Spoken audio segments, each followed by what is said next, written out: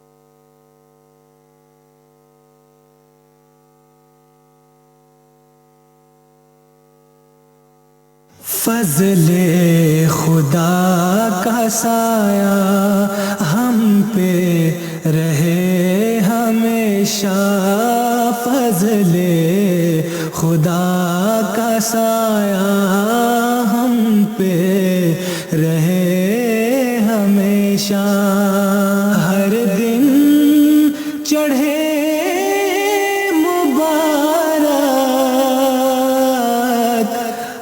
شب بخیر گزرے، ہر دن چڑھے مبارک، ہر شب بخیر گزرے۔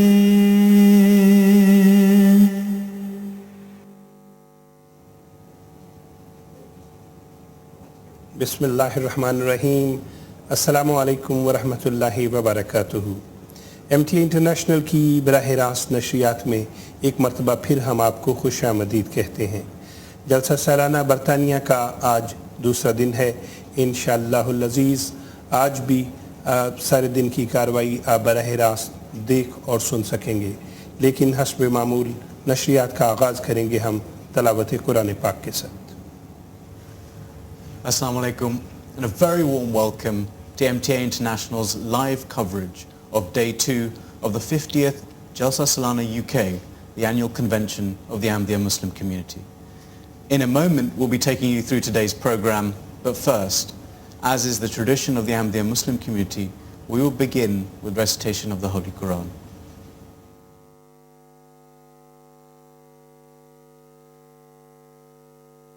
أعوذ بالله من الشيطان الرجيم. بسم الله الرحمن الرحيم.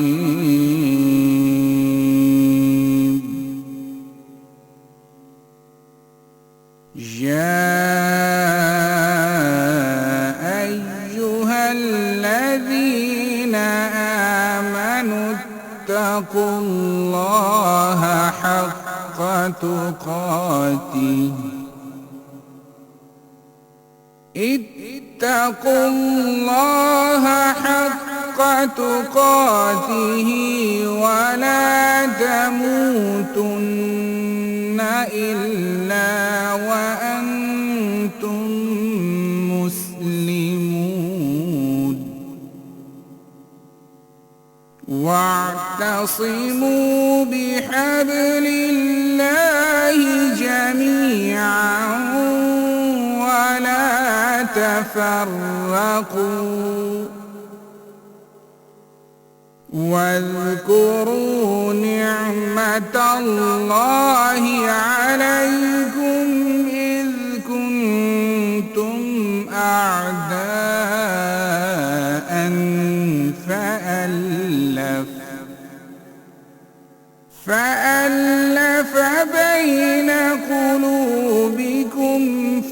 فأصبحتم بنعمته إخوانا وكنتم على شفا حفرة من النار فأنقذكم منها كذلك يبين الله لكم آياته لعلكم تهتدون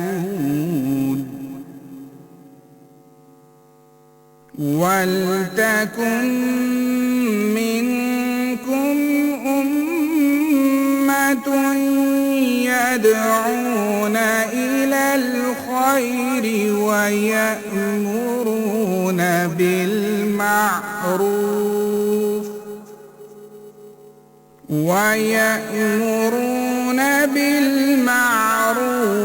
وينهون عن المنكر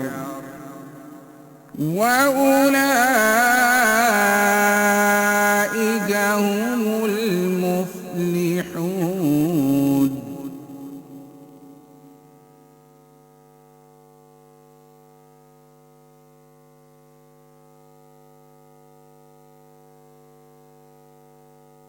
عن أبي هريرة رضي الله عنه أن رسول الله صلى الله عليه وسلم قال: يعقد الشيطان على قافية رأس أحدكم إذا هو نام 3 عقد، يضرب كل عقدة: عليك ليل طويل فارقد، فإن استيقظ فذكر الله انحلت عقدة، فإن توضأ انحلت عقدة، فإن صلى انحلت عقدة، فأصبح نشيطا طيب النفس، وإلا أصبح خبيث النفس كسلانا.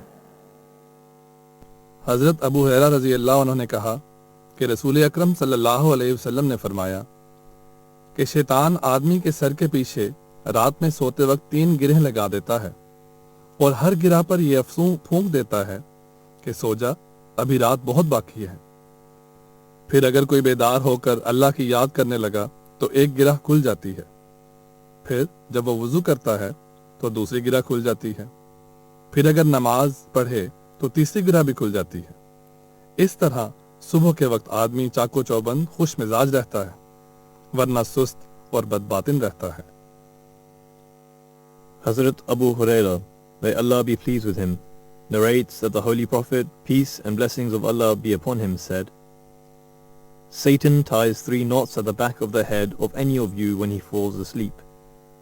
On every knot he professes and exhales the following words: The night is long, so stay asleep. When one wakes up and remembers Allah, 1 knot is undone, and when he performs ablution, the 2nd knot is undone, and when one prays, the 3rd knot is undone, and he gets up in the morning energetic with a pure heart. Otherwise, he gets up feeling lethargic with a mischievous heart.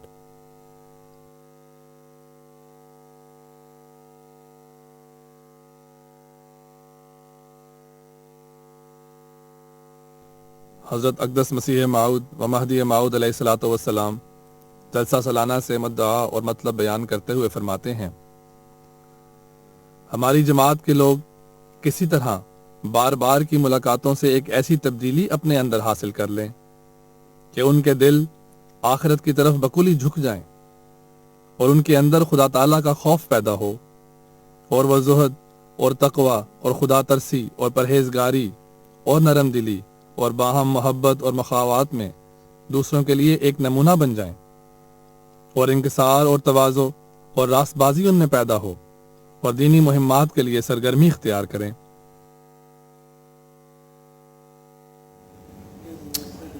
خدا تعالیٰ کے فضل کے ساتھ جماعت احمدیہ برطانیہ کا جلسہ سالانہ پوری شان و شوکت کے ساتھ منعقد ہو رہا ہے۔ آج جلسہ سالانہ کا دوسرا دن ہے۔ دنیا بھر سے ہزاروں کی تعداد میں مہمان جو ہیں وہ یہاں پہ اللہ کے فضل سے حدیقۃ المہدی میں موجود ہیں، اور احباب کے جو مہمانوں کے چہرے ہیں وہ خوشی سے دمک رہے ہیں۔ इमाम वक्त का दीदार और आपके खिताबात बराह रास्त सुनना यकीनन बहुत बड़ी सआदत की बात है, और इसके साथ हमें यकीन है कि आप भी अपने घरों में हमारी इन नशरियात से खूब लुत्फ़अंदोज़ हो रहे हैं। आज के प्रोग्राम के मुतालिक हम आपको बताते चले, आज जलसा गाह में कार्रवाई जो है वो बरतानिया के वक्त के मुताबिक 10 बजे शुरू हो जाएगी, और आज एक मरतबा फिर इंशाअल्लाहुल अज़ीज़ हमें ये सआदत हासिल होगी कि हम हज़रत अमीरुल मोमिनीन अय्यदहुल्लाहु ताला बिनस्रिल अज़ीज़ का के 2 मरतबा खिताब जो हैं वो हम सुन सकेंगे। बरतानिया के वक्त के मुताबिक 12 बजे हज़रत अमीरुल मोमिनीन अय्यदहुल्लाहु ताला बिनस्रिल अज़ीज़ मस्तूरात से खिताब फरमाएंगे, और इसके बाद जो है वो दोपहर 3 बजे सेशन शुरू होगा जिसमें बहुत से मेहमान जो हैं वो भी तकारीर करेंगे, और हज़रत अमीरुल मोमिनीन अय्यदहुल्लाहु ताला बिनस्रिल अज़ीज़ भी खिताब फरमाएंगे। ये तमाम कार्रवाई जो है वो आप बराह रास्त देखें और सुनेंगे, और हमें यकीन है कि आपको ऐसे लगेगा कि आप हमारे साथ यहाँ पे जलसा गाह में मौजूद हैं।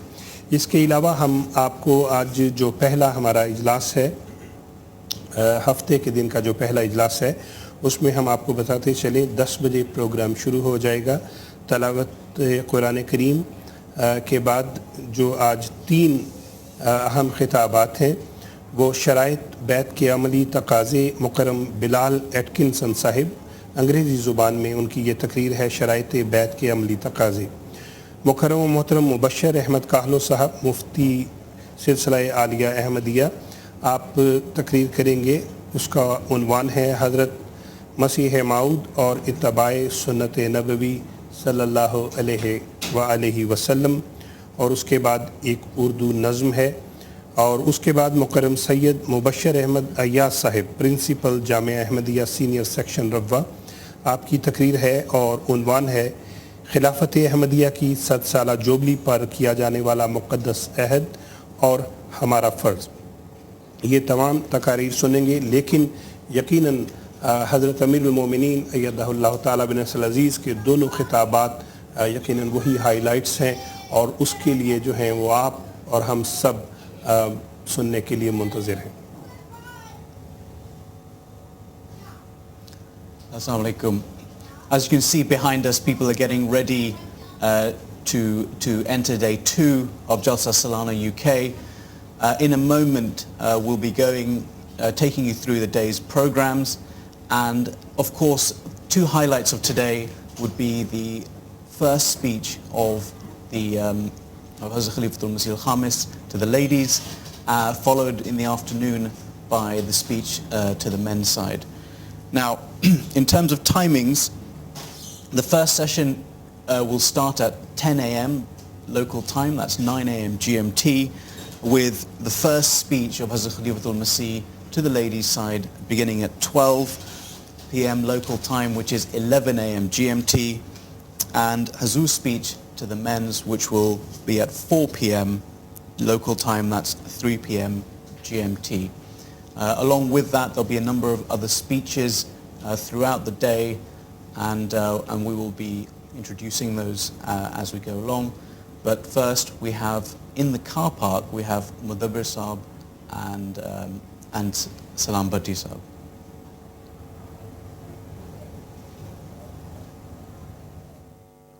बिस्मिल्लाहिर्रहमानिर्रहीम, अस्सलामु अलैकुम वरहमतुल्लाहि वबरकातुहू। नाज़रीन कराम, एक बहुत ही खूबसूरत सुबह है, ये तकरीबन 9:15 का वक्त है यहाँ मेहदी आबाद में, और बहुत खूबसूरत सुबह है। मतला बिल्कुल साफ़ है, सूरज चमक रहा है, और उम्मीद है कि कल की तरह आज भी मौसम गर्म रहेगा, लेकिन साथ वो ठंडी ठंडी हवा चलती रहेगी जैसे कल चल रही थी, जिससे मौसम बहुत खुशगवार रहा और लोगों के चेहरे भी इससे खिले खिले रहे, और इंशाल्लाह आज भी ऐसा ही मौसम रहेगा। इस वक्त हम भट्टी साहब ऐसी जगह पर खड़े हैं कि जिसका इस शोबे का काम सुबह से शुरू हो जाता है, क्योंकि ये वो जगह है जहाँ गाड़ियाँ पार्क होती हैं, और अभी हम इंशाल्लाह जो नाज़िम साहब हैं, रफ़ीक साहब, उनसे भी बात करेंगे।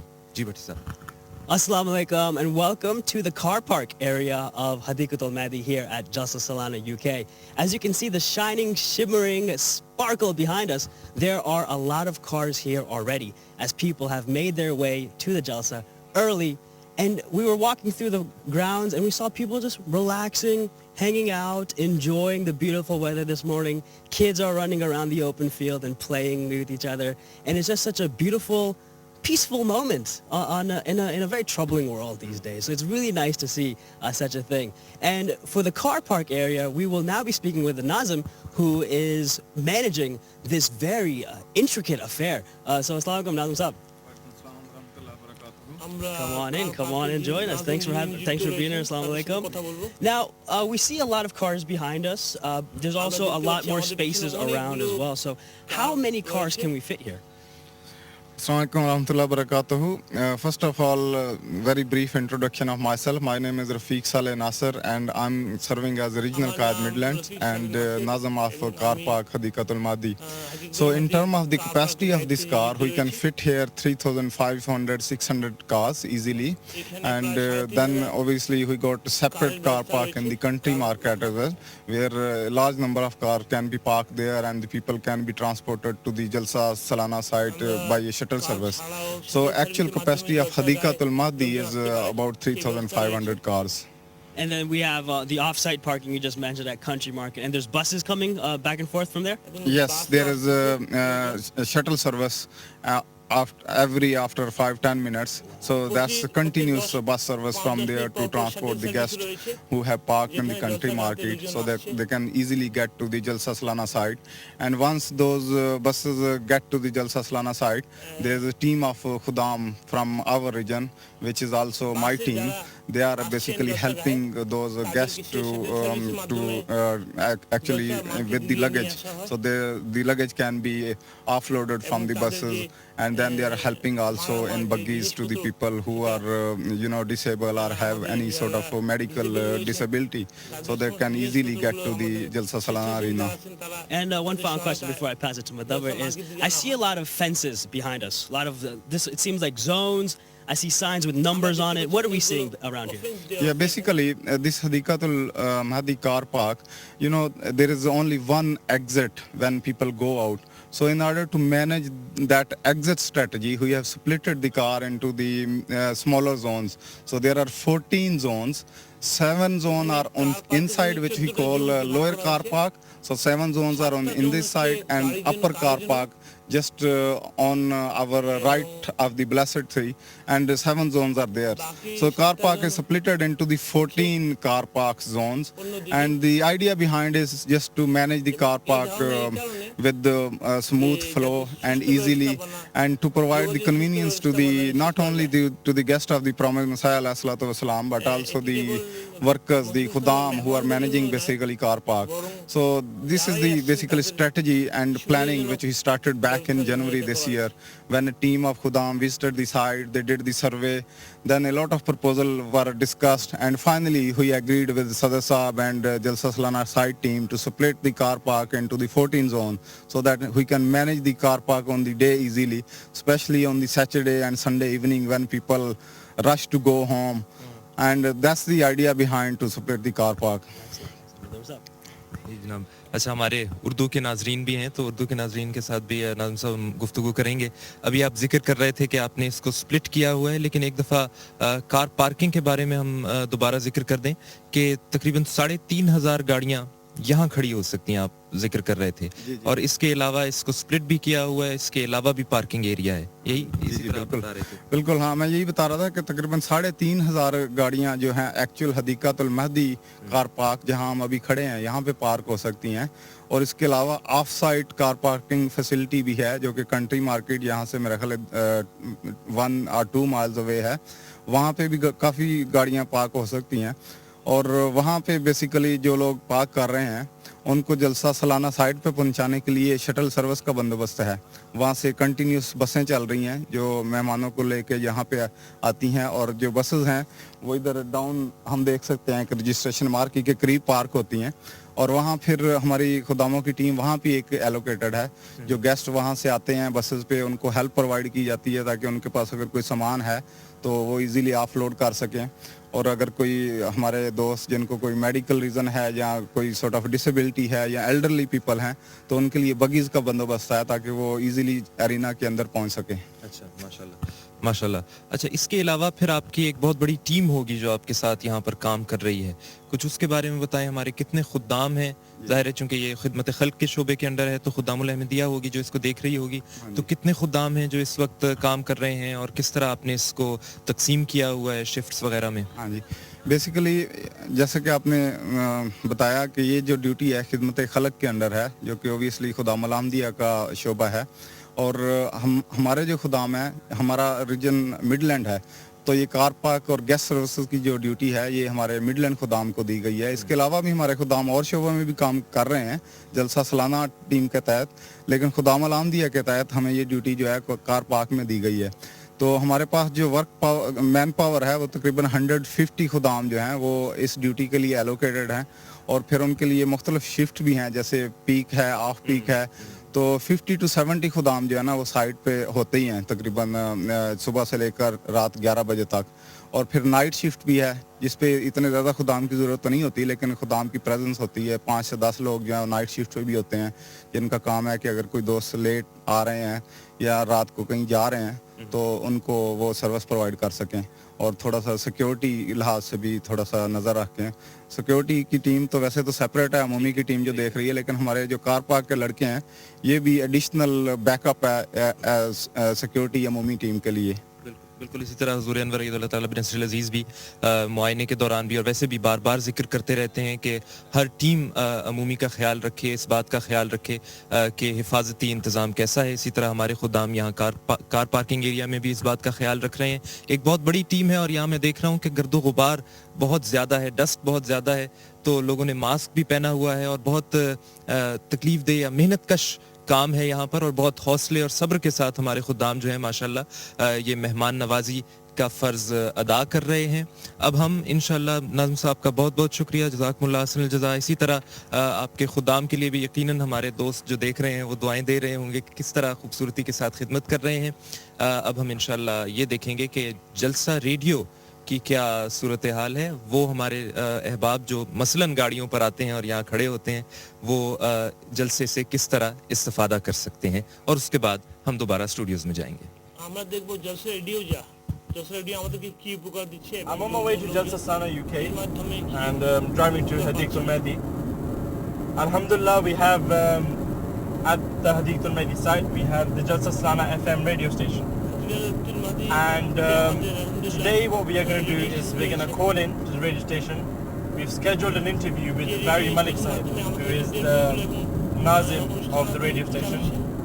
We're going to call him and interview him, ask him some questions regarding the Jalsa Sana FM radio station. So I've connected my Bluetooth. I'm going to keep on the speed limit. मैंने अपना Bluetooth on किया है और speed limit को के मुताबिक चलेंगे और हम फिर देखते हैं कि क्या बनता है। देखते हैं अगर ये फोन। अस्सलाम वालेकुम रहमतुल्लाह, रेडियो जलसा 87.7 FM. I'm talking from MTA International. I'd like to briefly interview you regarding the Jalsa FM radio station. Yes, this is Radio Jalsa FM and it's Bari Malik. Bari Malik Sahib, if you could firstly tell us when was the Jalsa FM radio established and what were the initial stages like? Yeah, Radio Jalsa has been going on for 16 years now. It was established in 2000 when we had our Jalsa Salana in Islamabad during Khalifatul Masih fourth time, and Alhamdulillah it's been growing since past 16 years. We always have something new features, and it started like any other thing, very humble beginnings. We had a small cabin in Islamabad where we started our programs, and we interviewed Imam Ataul Mujib Rashid Sahib. He was the first person who was interviewed on Radio Jalsa, and ever since then we always apply for radio license, short-term license from Ofcom, and we get the license on 87.7 FM every year. You mentioned that the radio station has been established for some time now. So is there anything new this year that the Jalsa FM? Well, this year, Alhamdulillah, our Ahmadi brothers in America suggested that we should have an app on our Android and Apple phones where anybody could tune in and listen to Radio Jalsa. So when people download this, they can tune in live to Jalsa Salana FM? So Alhamdulillah, within 5 days, we have managed to get that app and now streamline everything on that app, and inshallah ta'ala people in Pakistan, India, anywhere around the world will be able to listen on their mobile phones. Radio Jalsa FM will be live on their phones, inshallah ta'ala. So Barry Malik Sahib, apart from the Jalsa proceedings, what else does the Jalsa FM radio station cover? Yes, yeah, we have our guests from different parts of the world, like Asmatullah Saab from Japan. He is a regular person who comes every year in our studio, and he recites poems.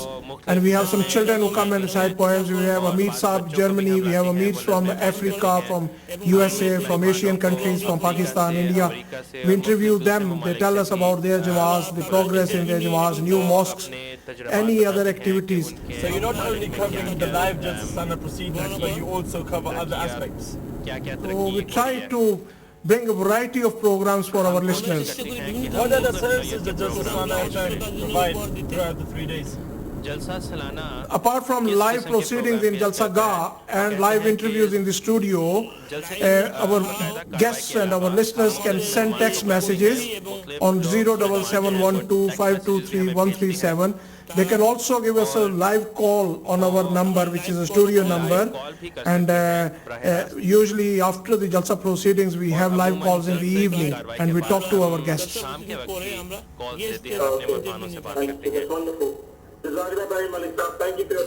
Thank you very much. Okay, Khuda Hafiz. Assalamu alaikum. আসসালামু আলাইকুম ওয়া রাহমাতুল্লাহি ওয়া বারাকাতুহু। দর্শক, হাদিকাতুল মাহাদির জলসা গাহ থেকে আপনাদের স্বাগত জানাচ্ছি। আপনারা জানেন এবার আহমদিয়া মুসলিম জামাত যুক্তরাজ্যের 50তম বার্ষিক জলসা হচ্ছে। তো আমরা এই জলসা গাহের স্টুডিওতে আজকে আমন্ত্রণ জানিয়েছি বাংলাদেশ থেকে আগত শ্রদ্ধেয় ন্যাশনাল আমির মুবাশশিরুর রহমান সাহেবকে। আমাদের সঙ্গে আছেন শ্রদ্ধেয় আহমদ তফসির চৌধুরী সাহেব, যিনি বাংলাদেশ জামাতের নায়েব আমির, এবং আমাদের সঙ্গে আছেন প্রিয় মির্জা গোলাম রাব্বি ভাই, যিনি নিউ ইয়র্ক থেকে এসেছেন, আমেরিকা থেকে। প্রিয় দর্শক, আমরা তাদের সঙ্গে কথা বলবো। আমির সাহেব এবং আপনারা সবাই জলসা আসছেন, কেমন লাগছে আপনাদের? লাফজলাই জলসা খুব ভালো লাগছে, উদ্দীপনাময়, এবং মনে হচ্ছে যে একটি বিশ্ব ভ্রাতৃত্বের কেন্দ্রে একত্রিত হয়েছি আমরা। সব জায়গা থেকে, সারা পৃথিবী থেকে মুসলমানরা একত্র হয়েছে এক খলিফার হাতে, এক নেতৃত্বের হাতে। এর চেয়ে এটা অতুলনীয়, ভাষায় বোঝানো যাবে না। জি, অবশ্যই আমির সাহেব, এর কোনো তুলনা নাই, সারা পৃথিবীতে এর কোনো তুলনা দেখতে পাওয়া যায় না। আমির সাহেব, আপনার কাছেই আমি আবার প্রথম প্রশ্ন নিয়ে আসি। আল্লাহ তাআলার ফজলে জামাত প্রতিদিন উন্নতি করছে, আমরা সবাই এটি দেখছি, আহমদিরাও দেখছে, আহমদিরাও দেখছে যে জামাত উন্নতি করছে। আল্লাহ তাআলার ফজলে বাংলাদেশ জামাতও কোনো অংশে পিছিয়ে নেই। গত 1 বছরে বাংলাদেশ জামাত কি উন্নয়নমূলক কাজ করেছে, যদি তার কিছুটা আপনি আমাদের দর্শকদের বলতেন। ধন্যবাদ। আমার মনে হয় যে বাংলাদেশ জামাত অন্যান্য পৃথিবীর অন্যান্য জামাতের সাথে তাল মিলিয়ে এগিয়ে যাচ্ছে খেলাফতের নেতৃত্বে, খেলাফতের ছায়াতলে এবং খেলাফতের দিক নির্দেশনায়। আমরা বাংলা ভাষাভাষী মানুষের জন্য প্রচারের, ইমাম মেহেদী আসার এবং তার জামাতের প্রচারের ব্যাপারে কার্যকরী যতটুকু ভূমিকা রাখা দরকার ততটুকু চেষ্টা করছি। তার মধ্যে আমরা অনেক লিফলেট বিতরণ করি মানুষের কাছে এবং আমরা তাদেরকে এটা পড়াই। আর আমাদের দেশের মানুষ আসলে অনেক ভালো, তারা যখন জানতে পারে আমাদের সম্পর্কে তখন তারা নিউট্রালাইজ হয়ে যায়। যদিও আমাদের দেশে এক শ্রেণীর উগ্রবাদী আলেমরা আছে যারা আমাদের সম্পর্কে কুৎসা রটায়, মিথ্যা বলে এবং আমাদের সম্পর্কে বিভ্রান্তি সৃষ্টি করে সমাজে, কিন্তু আমাদের মানুষরা যখন আমাদের লিফলেটটা পড়ে তখন বলে যে না, আমরা তো আপনাদের সম্বন্ধে ভিন্ন কিছু শুনেছি, এখন তো দেখছি যে না, আপনারা তো কোরআন মানেন, হাদিস মানেন, কলেমা, নামাজ, রোজা সব এক, তাহলে আপনাদেরকে কেন অমুসলমান বলা হয়? তো এইভাবে আমরা সমাজ থেকে আসলে আমাদের সম্পর্কে যে বিদ্বেষ কুৎসা আছে সেটি দূর করার চেষ্টা করছি এবং সেই কাজে আমরা শিক্ষিত সমাজে আল্লাহ ফজলে অনেকটাই সাফল্য পাচ্ছি। এছাড়া খেলাফতের পক্ষ থেকে যেসব প্রোগ্রাম আমাদেরকে দেওয়া হয়, বিভিন্ন মসজিদ নির্মাণ, আমরা এই বছর অনেকগুলো মসজিদ নির্মাণ করেছি। তার মধ্যে একটি বিশেষ উল্লেখযোগ্য হচ্ছে যে বাগমারায় আপনারা জানেন যে রাজশাহীর প্রত্যন্ত গ্রামে একটি আত্মঘাতী বোমা হামলা হয়েছিল আমাদের মসজিদে। সেই স্থানের আহমদিরা এরপর উজ্জীবিত হয়েছে। তারা বলেছে যে না, আমরা তো জীবন ফিরে পেয়েছি, আমাদের সবাই মারা যাওয়ার কথা ছিল, কিন্তু আক্রমণকারী নিজে মারা গেছে, সুতরাং এখানে আমরা একটি বড় মসজিদ করব, এটি স্মরণ হিসাবে। এবং তারা বড় জায়গা দিয়েছে, নিজেরা অনেক কোরবানি করেছে এবং সেখানে একটি আল্লাহ ফজলে একটি সুন্দর বড় মসজিদ নির্মাণ সম্পন্ন হয়েছে। ইনশাআল্লাহ খুব শীঘ্রই এটা উদ্বোধন হবে আনুষ্ঠানিকভাবে। আর এছাড়াও বিভিন্ন জায়গায় আমাদের মসজিদ নির্মিত হচ্ছে। শালশিরিতে একটি মসজিদ নির্মাণ করা হয়েছে, বড় দোতলা মসজিদ, সেটি ছোট হয়ে গেছে। মানে আমরা 500 লোকের জন্য মসজিদ তৈরি করেছি, কিন্তু সেটি ছোট হয়ে গেছে। এখন আরো 300 লোকের জন্য আরো বাড়াতে হবে, আর একটু স্প্যান আমরা বাড়াবো ইনশাআল্লাহ। এবছর আপনাদের কোরআন মসজিদ উদ্বোধন করা হয়েছে। কোরআতে আমাদের শতবার্ষিকীর প্রোগ্রামের অধীনে একটি বড় মসজিদ, দোতলা মসজিদ করা হয়েছে এবং সেখানে একটি সুন্দর মিনারও তৈরি করা হয়েছে, বেশ উঁচু মিনার। আর সেটার যে গম্বুজ, সেটি রেল লাইন থেকে দেখা যায়। লোকেরা বলে যে এত সুন্দর মসজিদ এখানে কিভাবে রাতারাতি তৈরি হয়ে গেল। আমাদের দেশে প্রবাদ আছে যে জিনেরা এক রাতে মসজিদ তৈরি করে। যদিও আমাদের 2 বছর লেগেছে মসজিদটা তৈরি করতে, কিন্তু মানুষের কাছে মনে হচ্ছে যেন রাতারাতি মসজিদ তৈরি হয়ে গেছে। আর সেই মসজিদের মিনারে উঠলে পরে ভারতের প্লেন উঠানামা করে একটি আগরতলার সেই বিমানবন্দরের প্লেন ওঠানামার দৃশ্য দেখা যায়, এতটুকুই উঁচু হয়েছে। আচ্ছা, ধন্যবাদ আমির সাহেব। শুনছিলাম আপনার কাছ থেকে বাংলাদেশ জামাতের প্রোগ্রেসের কথা। তফসি সাহেবের কাছে যাচ্ছি। তফসি ভাই, আপনাকে হুজুর নায়েব আমির হিসেবে দায়িত্ব দিয়েছেন, আপনি আগেও নায়েব আমির ছিলেন এবং আপনাকে আরো বিভিন্ন বিভাগের তদারকির দায়িত্ব হুজুর দিয়েছেন। এর মধ্যে একটি বিভাগ হচ্ছে প্রেস। তো আহমদিয়া মুসলিম জামাত সারা পৃথিবীতে প্রেস এবং মিডিয়ার মাধ্যমে এটা ভালোভাবে জামাতের প্রচারণা হচ্ছে, জামাতের যথেষ্ট ব্যাপক পরিসরে জামাতের প্রচারণা হচ্ছে। বাংলাদেশ জামাত মিডিয়াকে ব্যবহার কিভাবে করছে? বাংলাদেশের মিডিয়ার একটা বৈশিষ্ট্য আছে এবং সেই বৈশিষ্ট্য হচ্ছে তারা সবসময় নিউট্রাল এবং তারা মানে সাম্প্রদায়িকতাকে বা উগ্রবাদকে তারা কখনোই সমর্থন করে না। একটা দুটো পত্রিকা ছাড়া সমস্ত পত্রিকা বলেন, টেলিভিশন চ্যানেল বলেন, সবাই কিন্তু নিউট্রাল এবং তারা অসাম্প্রদায়িক। এটা আমাদের জন্য একটা বড় অ্যাডভান্টেজ। এবং যখনই কোনো ঘটনা ঘটেছে, ইভেন আমরা যদি 1992 সাল থেকে যদি দেখি, আমাদের কিন্তু ওরকম তাদের সঙ্গে আমাদের সম্পর্ক ছিল না। যখন 92 সালে আমাদের বক্সিবাজার সেন্টার আক্রান্ত হয়, তারাই কিন্তু প্রথমে এগিয়ে আসে এবং তার ফলে তাদের সঙ্গে আমাদের একটা খুব সম্পর্ক স্থাপিত হয় এবং আমাদের বিভিন্ন আর্টিকেল, বিভিন্ন লেখা তারা ছাপানো শুরু করে তখন থেকে। এবং এরপর থেকে আমাদের সঙ্গে এরকম ভালো সম্পর্ক আছে। সাম্প্রতিক কালের কথা যদি বলি, গত বছর জানেন যে শিয়াদের মসজিদে ঠিক মহরমের আগে দিয়ে আক্রমণ হয়েছিল, ওখানে একটা বোমা বিস্ফোরণ করানো হয়েছিল। হোসেনের দাঁড়ানি শিয়াদের ইমামবাড়া যেটা, সেখানে। এবং এরপরে সেদিন রাতের সঙ্গে সঙ্গে তারা মিডিয়া আমাদের সঙ্গে যোগাযোগ করে এবং খাক স্যার সেখানে যাই, সে লাইভ টেলিভিশন প্রোগ্রামে তারা 2টো প্রোগ্রাম পরপর 2 দিন তারা 2টা টেলিভিশন চ্যানেল, স্যাটেলাইট টিভি তারা আমাদেরকে সেখানে, আমরা সেখানে আলোচনা করি এবং অন্যরাও সেখানে ছিলেন। সেখানে আহমদিয়াতে প্রসঙ্গ এসেছে, ইসলামের সঠিক শিক্ষা বলেছি এবং একই সঙ্গে আমাদের উপর যে বিভিন্ন সময় আক্রমণ হয় সেই কথাগুলো তারাই বলেছেন। সেখানে আরো অন্যান্য আলোচকরা ছিলেন, তারা সেই কথাগুলো তুলে এনেছেন। তারপরে যখন ডিসেম্বর মাসের 25শে ডিসেম্বর যখন আমাদের বাগমারাতে যখন আত্মঘাতী বোমা হামলা, প্রথম বাংলাদেশে কোনো আত্মঘাতী বোমা হামলার ঘটনা ঘটলো এবং সেটা আমাদের রাজশাহী বাগমারার মসজিদে, সেখানেও তারা আমাদেরকে ইনভাইট করে। আমি নিজে 2টো টেলিভিশন প্রোগ্রামে অংশগ্রহণ করি। এরপর আমাদের ন্যাশনাল আমির সাহেবের ইন্টারভিউ নিয়েছে, মৌলানা আব্দুল ওয়াহাব সাহেব ইন্টারভিউ নিয়েছে এবং আমাদের স্থানীয় মুরব্বী সাহেব সালাউদ্দিন সাহেব ওনার ইন্টারভিউ নিয়েছে এবং তারা কয়েকদিন ধরে তারা এটার উপরে তারা আলোচনা করেছে। যার ফলে আল্লাহ তাআলার ফজলে বাংলাদেশে মিডিয়া আমাদের পক্ষে, এটা আমাদের পক্ষে না বলে তারা সত্যের পক্ষে, তারা মানে ইনসাফের পক্ষে তারা কাজ করে। তেমনিভাবে প্রিন্ট মিডিয়া তো আমাদের অনেকের লেখা ছাপা হয়, আমাদের মধ্যে অনেকে আছেন যারা ব্যক্তিগত বাংলাদেশে যে প্রিন্ট এবং মিডিয়ার মাধ্যমে বা দেশের প্রান্তে প্রান্তে আহমদিয়া জামাতের সংবাদ পৌঁছচ্ছে, সত্যিকার ইসলামের বাণী পৌঁছচ্ছে। আমি আবার আপনাদের কাছে আসবো। জি, আরেকটা বিষয়, ওরা আমাদেরকে খুব বিশ্বাস করে। যে কোনো কথা যখন আমরা বলি, তারা যাচাই না করে তারা আমাদের কথাগুলোকে তারা বিশ্বাস করে এবং যে কোনো বিষয়ে তারা আমাদেরকে প্রশ্ন করে, জানতে চায়। কোনো ইসলামিক টার্মিনোলজি তারা ফোন করে আমাদেরকে বলে, ভাই এই বিষয়ে আপনাদের ব্যাখ্যাটা কি বা এর অর্থটা কি জানান। তো এই ধরনের আল্লাহ হাফেজ তাদের সঙ্গে আমাদের একটা সম্পর্ক। অর্থাৎ তারা মনে করে যে সঠিক ইসলাম যদি জানতে হয় তাহলে আহমদি জামাতের কাছ থেকে আমরা জানতে পারবো। খুব সুন্দর কথা। রাব্বি সাহেব, আপনার কাছে আসছি। আপনি নিউ ইয়র্কে বাংলাদেশকে দায়িত্বে আছেন। এই পাশ্চাত্য দেশগুলোতে মানুষ জগৎমুখী, বস্তুবাদিতার মধ্যে একদম ডুবে আছে। এর মধ্যে থেকেও আপনারা, আমরা যতটুকু জানি যে আমেরিকাতে আপনারা বেশ কিছু বয়াত পেয়েছেন, মানুষকে আহমদিয়া দিকে ডাকছেন। কি আপনারা করছেন, তাদেরকে কিভাবে ডাকছেন? প্রথমত জাযাকাল্লাহ, প্রথমত যেটা করছি সেটা হচ্ছে তাদেরকে বোঝাচ্ছি যে মসিহ মাউদ আলাইহিস সালাম যেই জামাত সৃষ্টি করেছে এটা হচ্ছে ঐশী কারখানা। এই কারখানায় যারা কাজ করে তাদের বাকি সব কিছুতেই সাকসেস আসে, যারা জামাতে বেশি সময় দেয়। তো এটা আমি সবসময় বলি সবাইকে, আপনারা যদি বেশি হাতে যদি সময় না থাকে তার জামাতে একটু সময় দেন। যদি প্রতি দিনে আধা ঘন্টা করে দেন, আপনারা দেখবেন যে আপনার স্কেজুলের মধ্যে অনেক সময় পাবেন অন্য কাজ করার জন্য। তো তাদের জাগতিক উন্নতির জন্য তাদের জামাতে কাজ করা উচিত, এই জিনিসটা বোঝানো উচিত যে জাগতিক উন্নতি, রাব্বানা আতিনা ফিদ দুনিয়া হাসানাতাও ওয়া ফিল আখিরাতি হাসানাতাও, জাগতিক উন্নতি আমার দরকার। এইটার জন্যই আমাদের ধর্মের কাজও করা উচিত। এটা একটা আরেকটার সঙ্গে ওতপ্রোতভাবে জড়িত আছে। তো এটাই আমরা বোঝাতে চেষ্টা করি। যখন তারা বুঝে এবং এই ঐশী ফলের স্বাদ পেয়ে যায়, আপনার বাঙালি যারা আহমদি আছে তাদেরকে এই বিষয়টা বুঝান। অবশ্যই যখন বোঝানো হয় তখন তারা যখন এই ফলের স্বাদ পেয়ে যায় এবং তখন জাগতিক কাজেও সাকসেস দেখতে পারে, এক জলসা থেকে আরেক জলসায় তাদের উন্নতি বিভিন্ন মানুষরা বলে, তখন তারা আরও বিশ্বাস তাদের বেড়ে যায় জামাতের প্রতি এবং আরও জোরদার করে কাজ করা শুরু করে। ধন্যবাদ আপনাকে, সুন্দর কথা শুনছিলাম। আসবো আবার আপনার কাছে। আমি আবার ফিরে আসছি বাংলাদেশের ন্যাশনাল আমির সাহেবের কাছে। আমির সাহেব, বাংলাদেশে আহমদিয়া জামাত প্রতিষ্ঠিত হয়েছে আমরা 100 বছর পার করেছি 2 বছর আগে বা 3 বছর আগে। তো শতবর্ষ পূর্তি উপলক্ষে আমাদের প্রাণপ্রিয় হুজুর আমাদেরকে কিছু দিক নির্দেশনা দিয়েছিলেন, কিছু কর্মপন্থা দিয়েছিলেন। সেগুলো বাস্তবায়নে জামাত কি ভূমিকা রাখছে বা আপনারা কি করছেন?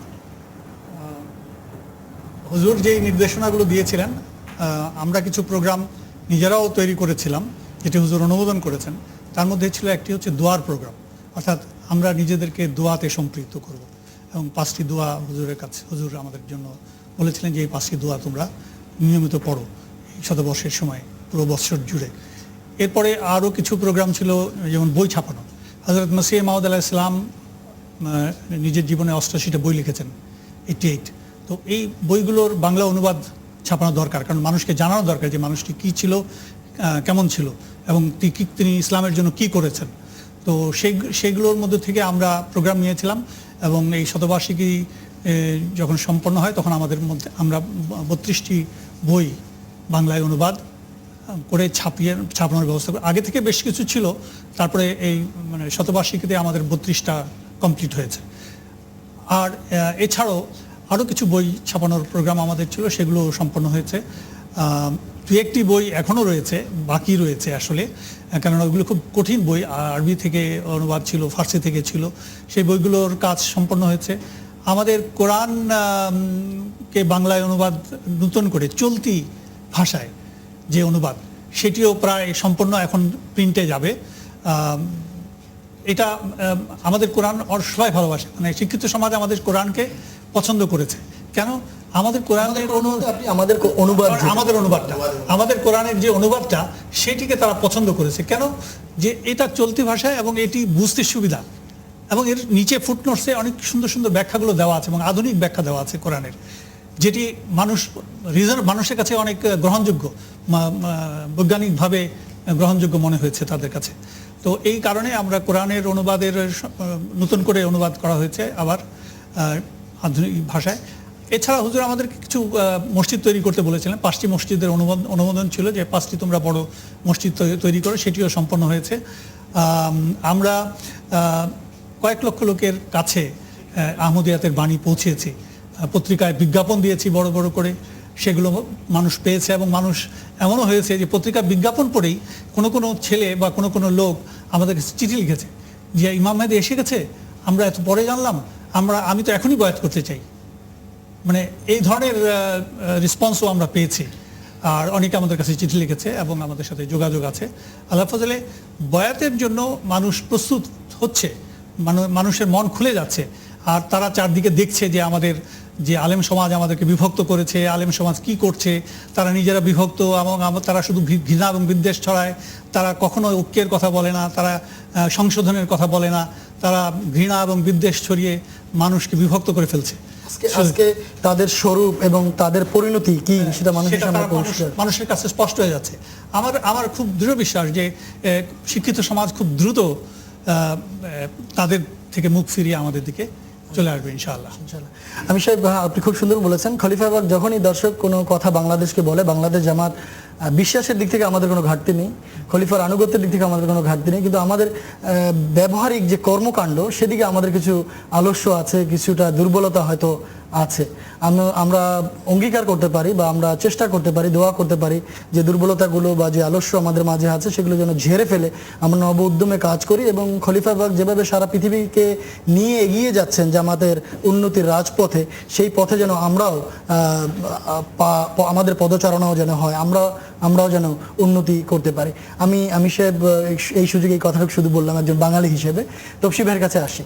সুশীল সমাজের কথা এসে যায় যখন আমরা মিডিয়ার কথা বলি, বাংলাদেশের সুশীল সমাজের কাছে আহমদিয়তের প্রচারণা কিভাবে আপনারা চালাচ্ছেন বা তারা এটা কিভাবে দেখছে? আসলে সুশীল সমাজ এবং মিডিয়া একটার সঙ্গে অঙ্গাঙ্গিভাবে জড়িত হয়ে গেছে, এবং দুটোর ক্ষেত্রেই আমি যে মিডিয়ার কথা বললাম, সুশীল সমাজও একই অবস্থায় আছে। আমাদের সঙ্গে খুবই ভালো সম্পর্ক, তারা আমাদের জলসায় আসেন, জলসায় বক্তব্য রাখেন। সাম্প্রতিককালে যে বাংলাদেশে যে কিছু ঘটনা ঘটেছে উগ্রবাদী, এরপরে আমরাই প্রথম উদ্যোগ নিলাম একটা রাউন্ড টেবিল বা মত বিনিময় সভার।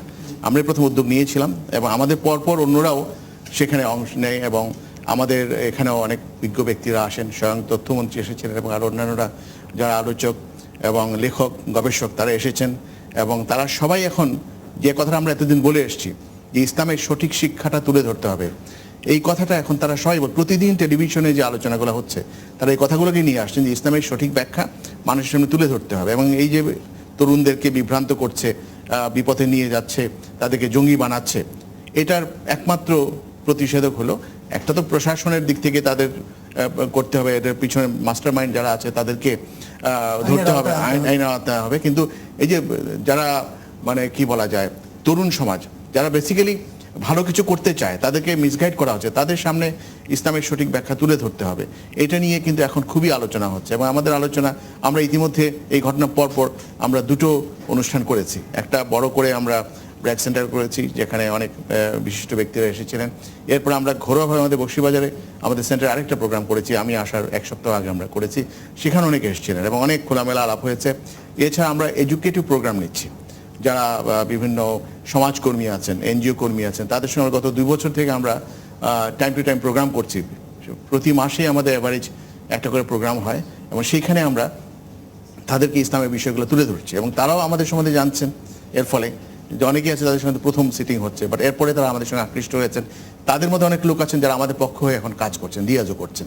এই ধরনের আল্লাহর ফজল একটা আমরা কাজ হচ্ছে। আমি দর্শক ভাই এখানে একটা কথা বলে নিচ্ছি, রাব্বি ভাইয়ের কাছে যাবো, যে হুজুর বলছিলেন যে মিডিয়াকে ব্যবহার করো এবং শুধুমাত্র কেন্দ্রে না, এটাকে বিকেন্দ্রীকরণ করো, এটাকে প্রত্যন্ত অঞ্চলে যে আমাদের সাংবাদিকরা আছে তাদের সঙ্গে যেন জামাতের যোগাযোগটা থাকে।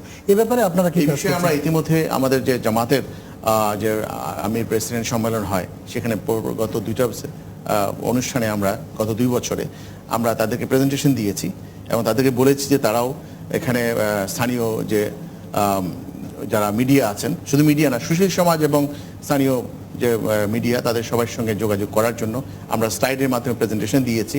এবং এখানে আমাদের হুজুর যেটা আমাদের শতবার্ষিকীর অনুষ্ঠানে জলসার বক্তৃতায় বলেছিলেন যে তোমরা আজকে 100 বছর বাংলাদেশ পার করছো, কিন্তু তোমরা সঠিকভাবে যদি যেতে মানুষের কাছে তাহলে মানুষ এতদিনে আরও অনেক বেশি লোক বয়াত করতো, মানুষের ধারণা আমাদের সঙ্গে আরও পজিটিভ হতো অনেক আগে থেকে। একই সঙ্গে হযরত খলিফাতুল মসিহ রাবে রাহিমাহুল্লাহ তাআলা 1998 সালে আমাদেরকে বলেছিলেন যে তোমরা সমাজের লোকদের সঙ্গে মিশো, অর্থাৎ এটা আমাদের দায়িত্ব সমাজের। উনি বলছেন ইভেন বাংলাদেশের মোল্লা পাকিস্তানের মোল্লার চেয়ে ভালো। জি ধন্যবাদ তফসি ভাই। রাব্বি ভাইয়ের কাছে আবার আসছি। রাব্বি ভাই, সারা পৃথিবীর বিভিন্ন দেশে আহমদিয়া জামাতের বাংলা ডেস্ক আছে তবলিগ ডিপার্টমেন্টের আন্ডারে, পাশ্চাত্যের বিভিন্ন দেশেও আছে, আমেরিকাতে আছে, কানাডাতে, ইংল্যান্ডেও আছে।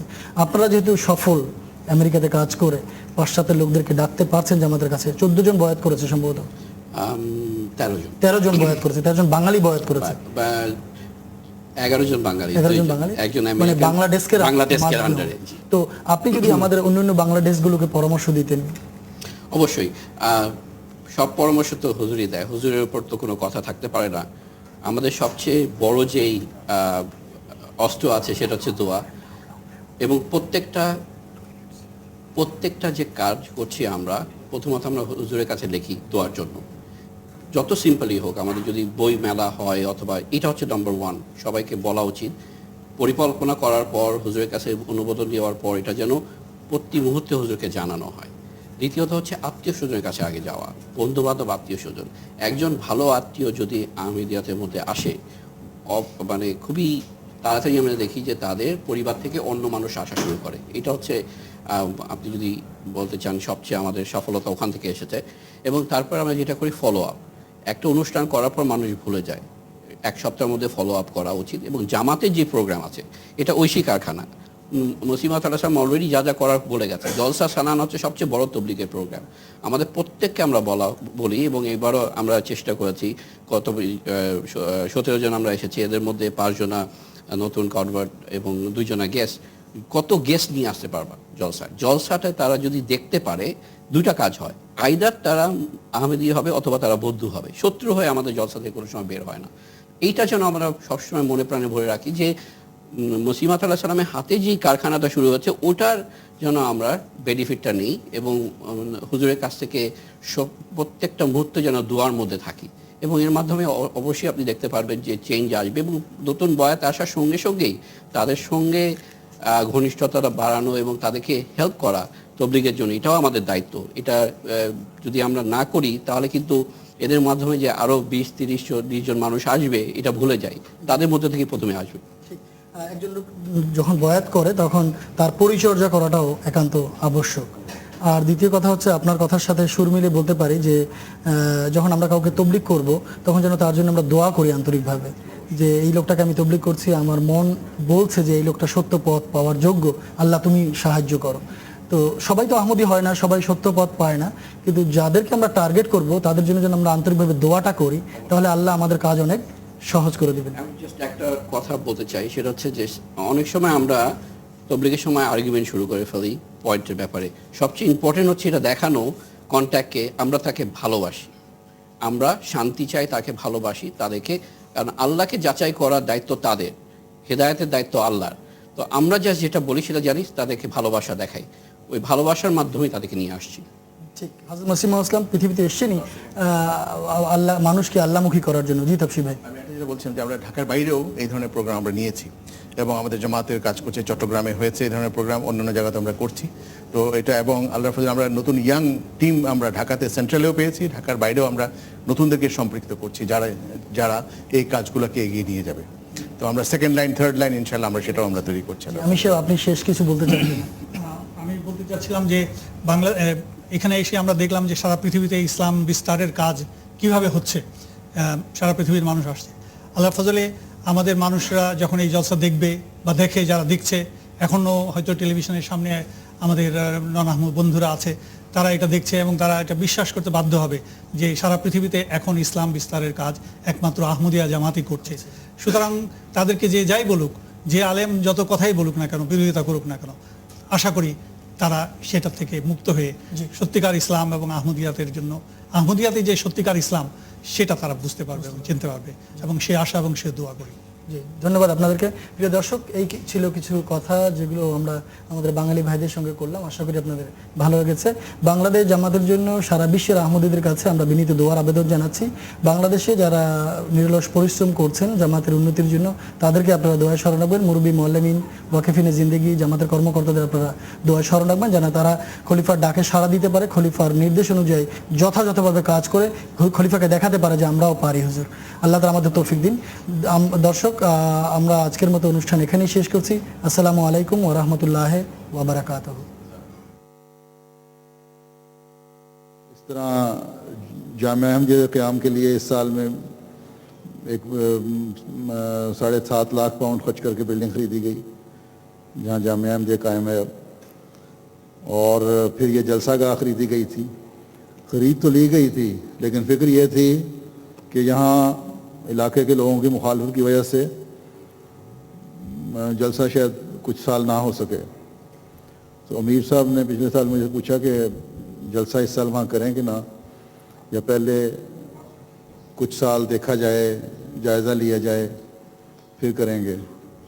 तो मैंने उनको कहा कि अल्लाह का नाम लेकर 2006 के जलसे की यहाँ तैयारी करें, ताकि जो भी मुखालफत होनी है हालात सामने आ जाएं, ताकि जो जोबली का जलसा हो उसमें आपको सारे हालात का इल्म हो, उसके मुताबिक आप जो भी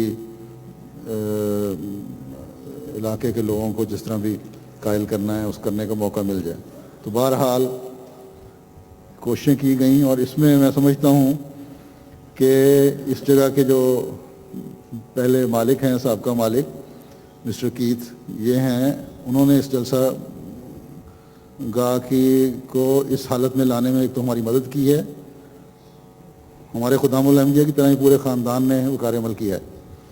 دوسرے علاقے کے لوگوں کے ساتھ میل ملا کے کونسل کے ساتھ رابطے کر کے بہت راہ ہموار کی ہمارے حق میں. اللہ تعالیٰ ان کو بھی جزا دے اور ان کے پورے خاندان کو. اور ابھی تک وہ ہماری مدد کر رہے ہیں. آج کل بھی جلسے کے دنوں میں اسی طرح ڈیوٹی دے رہا ہے پورا خاندان, جس طرح ہمارے احمدی کارکن.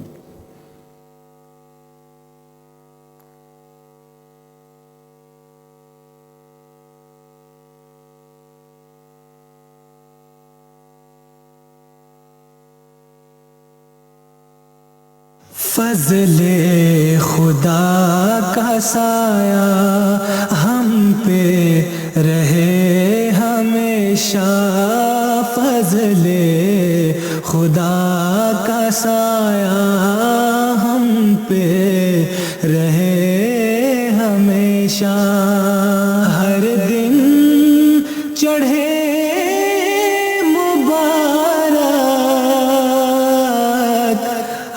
شب بخیر گزرے, ہر دن چڑھے مبارک, ہر شب بخیر گزرے.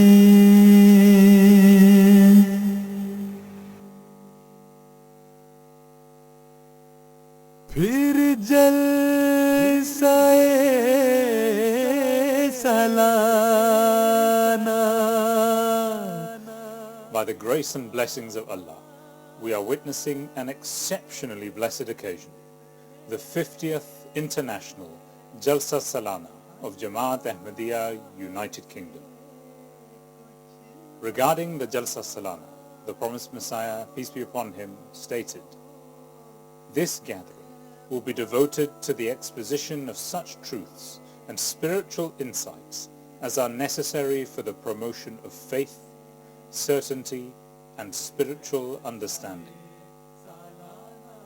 Today, we will be taking a look at and talking to those who are devoted to the smooth running of this magnanimous gathering, those in the background working tirelessly to ensure its success. Specifically, we will examine the tremendous strides and advancements that various departments of the Jalsa Salana have made in the past 50 years. The humble beginnings of these departments and their rapid expansion is nothing short of a miracle in itself. And in those days, it was us going to our friends, professional people, borrowing equipment and using it ourselves. And I got very actively involved, and I used to look after on the sound system, the Lajna side. And then the very first Jalsa in Hadiqatul Mahdi was in 2007. So with the current setup that we have with R.G. Jones that we've been working with since 2007, nearly 10 years now, and every year we've been looking at a new way of improving the sound system, and with the grace of Allah we've been using what they call a line array system, which is speakers hanging in the marquee in a long way rather than having multiple source speakers. We're using very high-end digital consoles now, and so this year we've got a slightly new design. It is a 50th Jalsa, and we're doing our very best to cater for all the people who have come from all over the world to attend the Jalsa. I've been involved with the Langar for the last 40 years. We used to cater for special guests, and there was only a small lumber then, and within that kitchen there used to be a dedicated area for that, and we used to cater for about 100 to 200 people, and then gradually that increased as well. But over the years, what we've done is we've got 5 kitchens, 5 nizamats within the langar. There's langar number 1 main, which we cook for the dal and for everybody, and then we've got hazy food where we cook rice and pasta, people who cannot take spicy food, and then there is food cooked for special guests, and this year we've got another nizamat which we cook food for the dignitaries and all that. So it's split, although the food is not cooked at a huge number, but nevertheless, we're talking about each department cooks for about 2,000 or 3,000 people. That has also sort of, spread that to cater for the needs of, different kinds of people for their needs. We cook accordingly. And then if we can go back to where we used to, within the langar, we used to do the pot washing as well ourselves. But now, a few years now, we've got a pot wash Nazim as well, who looks after only that, and non-stop. I mean, we're talking about going through over 500 pots every day. So it's quite a huge number. The whole thing has expanded so much that there was a need to sort of have different nizamats to cater for, look after the needs which are related to the langar. کہ اس سے نظر آتا ہے کہ خدا تعالیٰ کا محض فضل ہے ہمارے ساتھ. تو پہلا جلسہ تو ہم نے پاک اپنے گارڈن میں کر لیا. اب اگلا جلسہ جو تھا وہ اس کے لیے پھر ہمیں بڑی جگہ لینی پڑی تھی. تو اس کے لیے کئی ہال وغیرہ ہم ہائر کرتے تھے.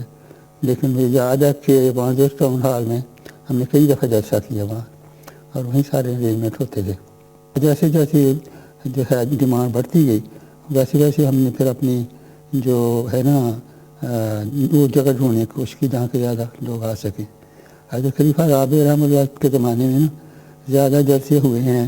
یہ ومبلڈن کامن جو ہے اس کا ایک حصہ جا کے A3 میں جا کے ملتا ہے، ریچمنڈ پارک کے قریب. وہاں فٹ بال فیلڈس ہیں، 2 دن کے لیے لے لیتے تھے، اور عموماً 2 ٹینٹ. یہ ٹینٹ اس وقت اس زمانے میں یہ افتتاح ہوئی تھی کہ ہم ٹینٹ لگانا شروع کیے تھے. میرے خیال 80 فٹ لانگ اور 40 فٹ وائڈ ہوتے تھے.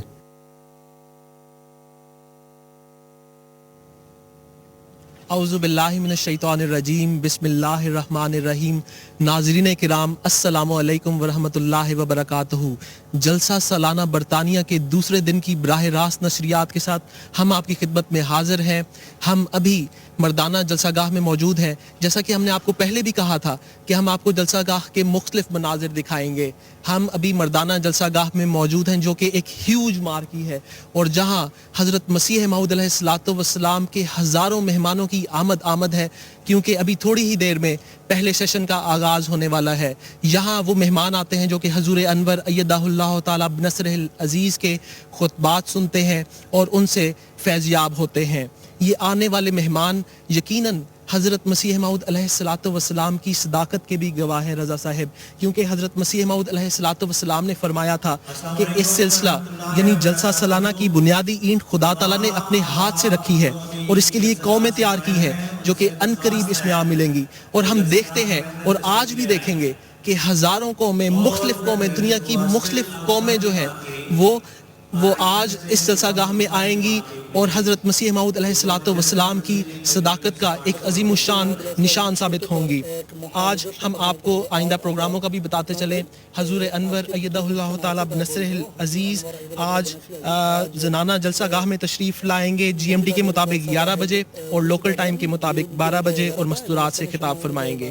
اسی طرح حضور انور ایدہ اللہ تعالی بنصرہ العزیز امیر المومنین کا دوسرا خطاب مردانہ جلسہ گاہ میں انشاءاللہ لوکل ٹائم کے مطابق 4 بجے اور GMT کے مطابق 3 بجے ہوگا. جی رضا صاحب. Assalamu alaikum wa rahmatullahi wa barakatuh. Welcome to the second day of this year's Jalsa Salana here in the UK, the 50th annual convention of the Ahmadiyya Muslim community.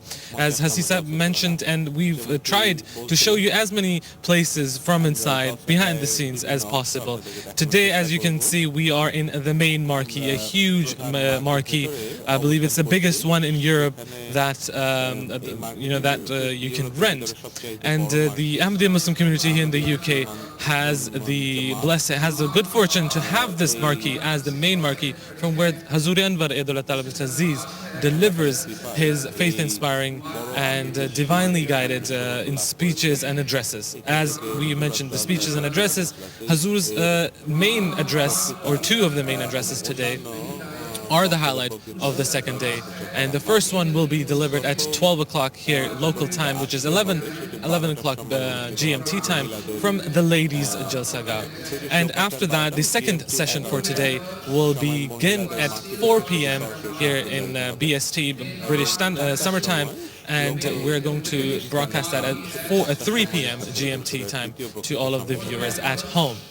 We're going to start the session in the session is going to start in just a bit. As you can see, the people all across Hadiqat al-Mahdi are making their way to the main marquee, and we've seen before people from all across England and the UK are also making their way to Hadiqat al-Mahdi. The cars are coming in. The guests of the Promised Messiah are making their way to the main marquee to benefit from the speeches and anticipating the speech of Hazur Anwar Aidullah Talib Aziz, which he will shortly deliver at the ladies Jalsagah.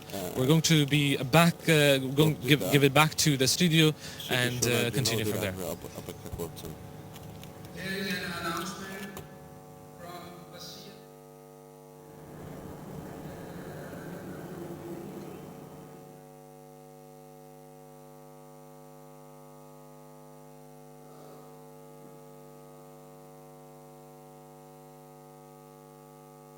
अस्सलामुअलैकुम वरहमतुल्लाहि वबरकातुहू। इस वक्त बरतानिया में बरतानिया की घड़ियों में सुबह के 10 बज रहे हैं।